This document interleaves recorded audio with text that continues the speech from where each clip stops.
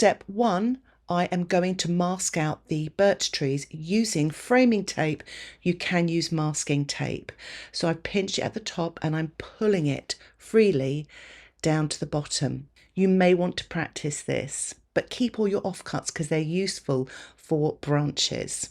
Now I've only got one ragged edge, but I know a lot of you in the past have spoken about tearing it the other side, so feel free to do so. So I'm leaving gaps in between and I'm varying the sizes of the tree trunks and adding those little offcuts for branches as well. Yours doesn't have to look like mine, so have fun creating your own little scene here.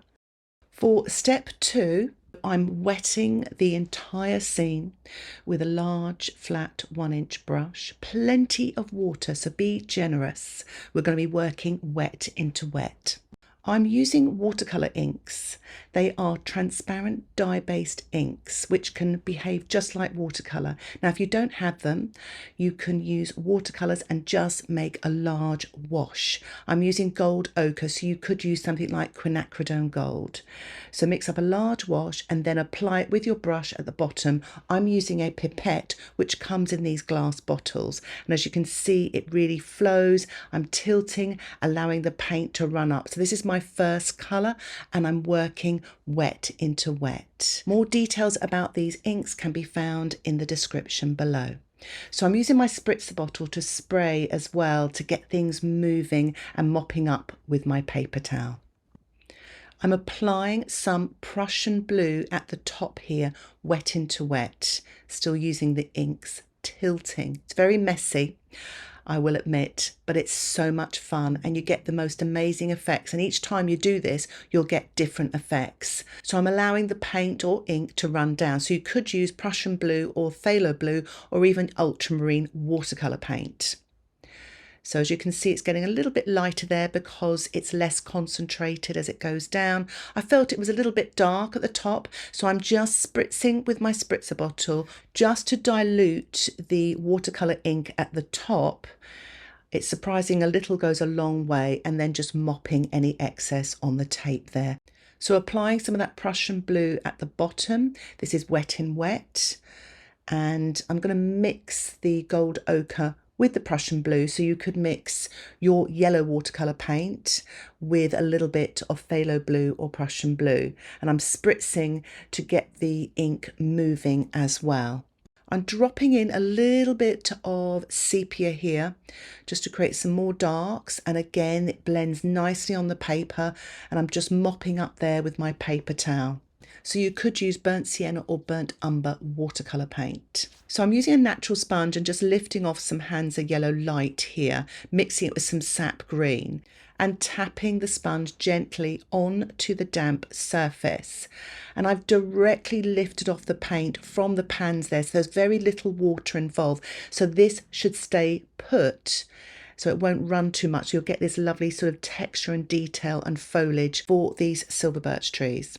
If you like, you could mix the yellow with a sap green or even a cobalt blue into your palette and then dip the sponge in and tap gently on the paper surface.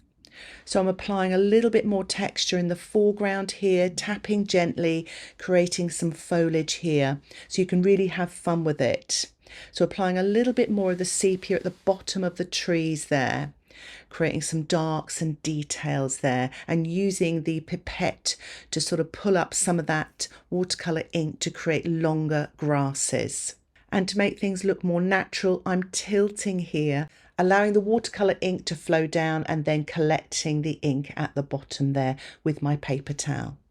I'm using table salt here and I'm sprinkling it around the top and the middle and the foreground, and that should hopefully absorb some of the watercolour ink to create lovely light textures.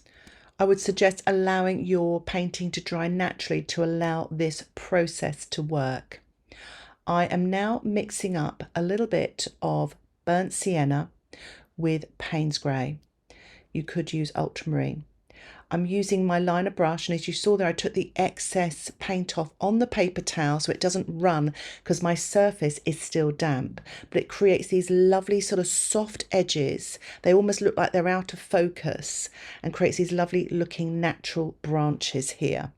I'm adding a little bit of cobalt blue to that mix, and I am just sort of painting a slightly darker branch here, a little bit bigger, a little bit more detail. So take your time when you're painting the branches. You can even turn your painting upside down to make it easier.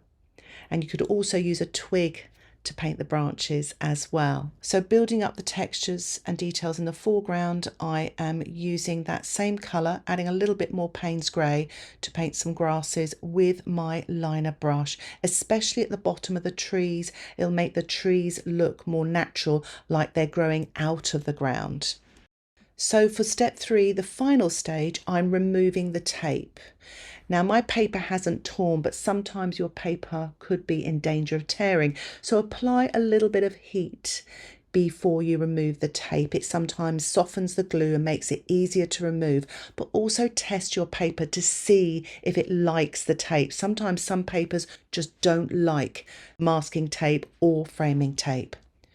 So I'm just going to sort of soften the bottom of the trees to make them look more natural using my size 6 round brush, but it's pretty much dried here. But not to worry, I'm just going to add a little bit more watercolor at the bottom to make them look like they're growing out of the ground. So I've mixed up burnt sienna and Paynes grey, and I'm painting wet in wet at the bottom of the trees. The reason why it's wet is because I've wet them already to try and soften those hard edges. And I'm bringing some of those grasses onto the trees as well, and immediately you can see it looks more natural. So I'm spritzing the painting now just to kind of soften some of those edges, and it brings some of that background, which hasn't dried yet, onto the trees. Look how that's sort of run. It's so beautiful, and it creates a much more natural looking effect. So I'm cutting up a plastic card here to make a very sort of thin piece of card so I can actually dip it in to my pans. And I'm just going to paint the markings of the trees. And the other reason why I sprayed the painting there was to make the trees damp. If they're dry, sometimes when you apply thick watercolour paint, especially dark paint, it's very difficult to maneuver it. But when it's damp, it's a lot easier. So as you can see there, I'm just applying these dark characteristic markings from birch trees here, sort of damp into damp, using the side of the card, the tip of the card, using that burnt sienna and Paynes grey. And you can see how this detail really brings those birch trees forwards, and it makes them the stars of the show. So remember, less is more. You can always add more later, but put less on to begin with, and make those decisions sort of slowly rather than piling lots of dark paint on and then regretting it afterwards. And if it helps, I would suggest getting a picture of some birch trees to kind of inspire you to paint these marks. So they're just done with the plastic card. And what I'm doing now is I'm sort of lifting off some of the paint into those dark marks as well to create more texture and detail. One of the things I'm doing is I'm creating more curvy lines, just using that dark paint to show the sort of roundness of the tree as well. I'm just using the card to swipe the bottom of the trees there to make it look like it's growing out of the ground. Do this when the paint is damp and not too wet. So it just adds a little bit more light and detail. If you want to learn more about using a plastic card, I've got a step-by-step beginner's tutorial all about using a plastic card, and I'll put a link for that in the description below. So I'm continuing on here, so concentrating on the larger trees, bringing them forward and sort of adding less to the sort of smaller trees so it creates depth in the painting as well. I'm using the paper towel just to lift off some of the paint. You may need to do this if you lose a little bit of the light of the tree. So I am using Hansa Yellow Light with a small size 4 brush, and I'm just spattering the foreground.